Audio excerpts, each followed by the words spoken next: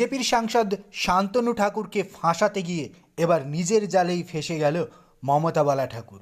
মতুয়া মহাসংঘের আয়কর নথি জমা নিয়ে 72 ঘন্টা সময় দেওয়া হলো মমতা বালা ঠাকুরকে। আজ কলকাতা হাইকোর্টের পক্ষ থেকে মমতা বালা ঠাকুরকে 72 ঘন্টার মধ্যে আয়কর দপ্তরে গিয়ে রিপোর্ট জানানোর নির্দেশ দেওয়া হলো।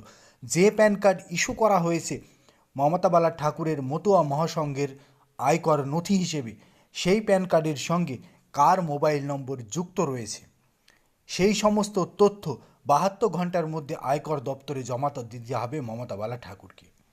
ওই মোবাইলের সিম কার্ড রয়েছে, সেই সিম কার্ডটা কার নামে রেজিস্টার, কার মোবাইল নম্বর যুক্ত করা হয়েছে সেটাও জানাতে হবে আয়কর দপ্তরকে। বৃহস্পতিবার এই মামলার পরবর্তী শুনানি, তার আগেই 72 ঘন্টা মাত্র সময় বেঁধে দেওয়া হলো।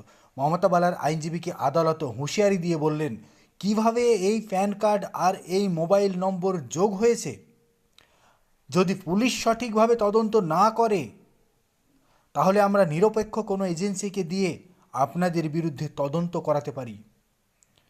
আমরা যদি সন্তুষ্ট না হই তাহলে নিরপেক্ষ কোনো এজেন্সিকে দিয়ে দেব। আপনাদের 72 ঘন্টা সময় দিলাম।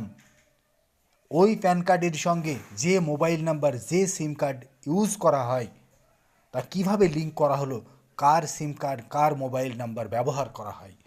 যদি অন্য কেউ মতুয়া মহাসংঘের অর্থ তছরূপ করে তাহলে এই প্যান কার্ডে মোবাইল নাম্বার আর প্যান কার্ড আয়কর দপ্তরকে, ইনকাম ট্যাক্সকে কিভাবে ইস্যু করা হলো তার উত্তর দিতে পারেননি মমতা বালা ঠাকুরের আইনজীবী। শান্তনুর আইনজীবী বলেন, মতুয়া মহাসংঘ তাকে দায়িত্ব দেয়নি, বড়মা বিনাপানি ঠাকুরে মমতা বালাকে দায়িত্ব দিয়েছিলেন। হাইকোর্টে এই মামলা চলার মধ্যেই আয়কর নথি তদন্তের জন্য পুলিশকে মমতা বালার তরফে বলা হয়। সেখানে এই মামলার ব্যাপারটা গোপন করা হয়েছে মমতা বালার পক্ষ থেকে। আয়কর নথির বিষয়টি সেটা আদালতে ধরে ফেলেন বিচারপতি বলেন, কার প্যান কার্ডকে ব্যবহার করা হয়েছে এটা তো স্পষ্ট নয়। মমতা বালার পক্ষ থেকে বলা হয় 23শে মার্চ মহাসংঘের ট্রাস্টের প্যান কার্ড হারিয়ে গিয়েছে। এই নিয়ে 24শে মার্চ থানায় অভিযোগ জানানো হয়। কিন্তু ওই প্যান কার্ডটি কার?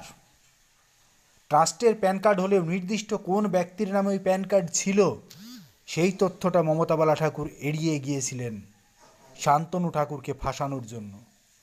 কিন্তু এখন কার্যত নিজেই ফেঁসে গেলেন মমতা বালা ঠাকুর।